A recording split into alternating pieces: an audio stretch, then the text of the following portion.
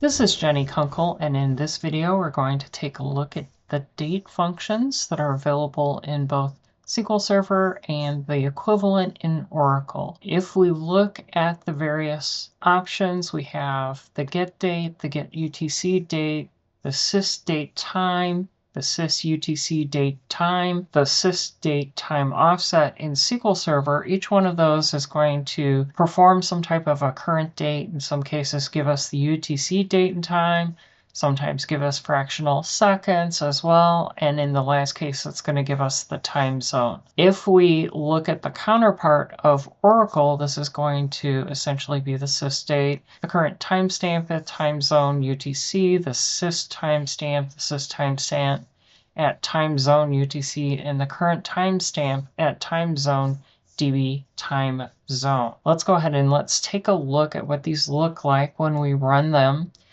in SQL Server. So we'll go through all of them in SQL Server, and then we'll go ahead and look at them in Oracle. We're going to start with getting the current date and time. We've used this function before. That's simply get date. If we execute that, it's going to return our current date and time.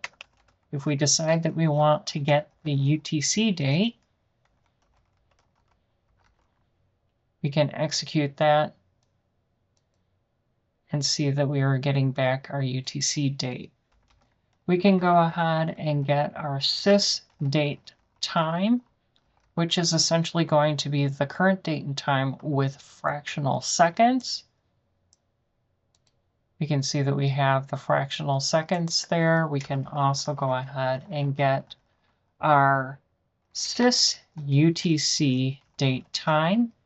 This is also going to be the current UTC date and time with the fractional seconds. We should be able to see those.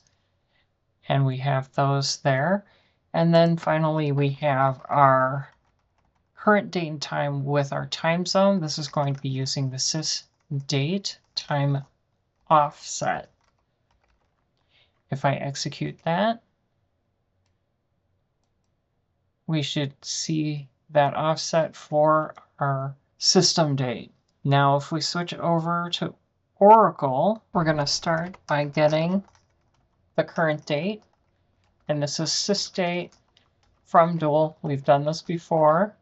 Just a refresher here. This will give us the current date. It doesn't necessarily give us the time, even though the time component is there. If we do a to-char on our sys date and provide it a format that we want to see our results in, maybe DD, MON, YYYY, RR 24, MI, SS, that should give us the format to print out our seconds and minutes, etc. for a 24-hour day, but that's going to give us the current date and time. If we want to look at our UTC date, we can go ahead and get the UTC date by using our current time stamp at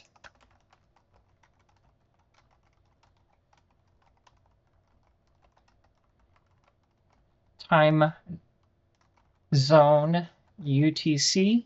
Should be in quotes. And this is going to be from dual. So this is the current date and time at UTC.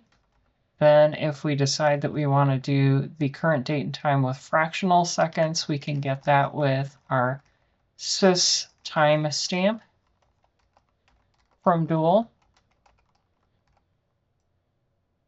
And we're getting those fractional parts. Now, if we decide that we want to get our UTC date and time with fractional seconds, we can do that using the select sys timestamp at time zone UTC and select that from dual as well. If we execute that, we're getting our UTC time back. And then finally, if we want to go ahead and get the current date and time with our time zone, we can do that with our current timestamp at time zone DB time zone. and select this from dual, and that should give us our time zone at DB time zone. So that's our GMT. If we get back to our slide, we have the option to do a date add. This is not something we've typically done before, but we can give it a date part similar to what we've done with date difference. Give it a number that we want to add to our date, and then the date that we want to have the number added to. Similar, we have the date diff. We've used this before. This is where we are giving it a date part and then a starting date and then an ending date. With our oracle, we can essentially just add an interval that we specify to our date. And if we want to do a difference, we can just subtract the end date from the start date. And if we trunk it, then we're just getting rid of the time element that's on our dates to give us a better date difference there. So let's go ahead and let's try those. We'll start with SQL Server, and this is going to be where we can do something like maybe do a date add and add maybe 11 months to our current date. If we execute that, we're in February. Should show us in January of next year. If we decide that we want to do a date diff just to execute one, we're going to do this with months, and maybe we're going to go ahead and do that add function to give a start date.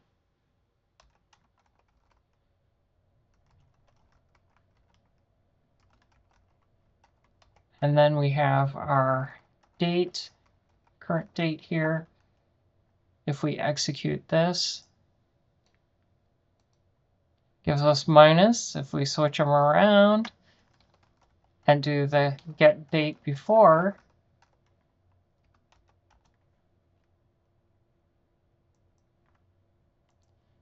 that should make it positive. If we switch to Oracle, again, if we want to go ahead and add an interval to an existing date, we have our sysdate. We're going to select sysdate, add an interval specifying 11 and then month, and we can do this from dual, and when we do that, it's going to go ahead and add the 11 months. Now I can make this day, and if I do this with day, then it's going to add 11 days.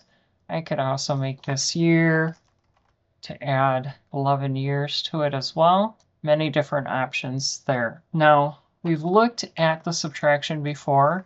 If we have something where we want to possibly do a trunk of our current date, and we want to subtract a date, and on our date here, we're going to go ahead and just subtract off 365 from our current date. And if we do this from dual, this is going to essentially eliminate the time component, so it's going to give us a true calculation for days here. And if we wanted then to calculate months or years or whatever, we could do the math accordingly.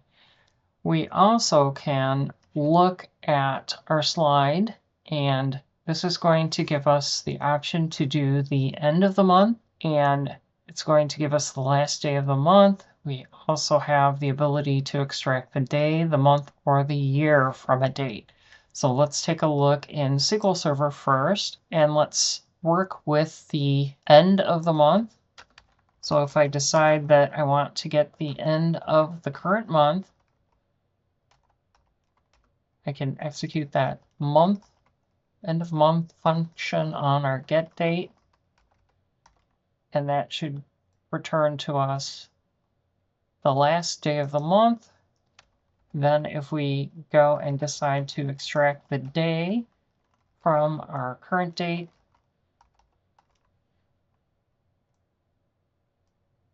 going to show us that it's 20. If we decide to extract the month from our current date, this is going to give us 2 for February, and then we can go ahead and select the year from the current month. And this is going to provide us with 2025. If we switch over to Oracle, we can essentially do the same thing. We're going to go ahead and do the last day. So this is going to be the last day.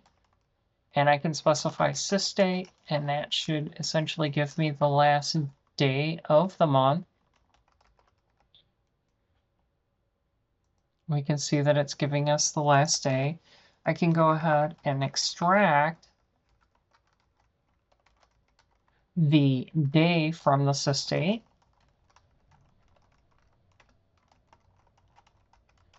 That should give me the day, which should be 20. Then I can go ahead and extract the month from sys date.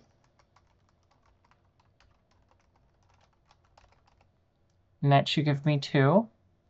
And then finally, I can go ahead and extract the year from sys date.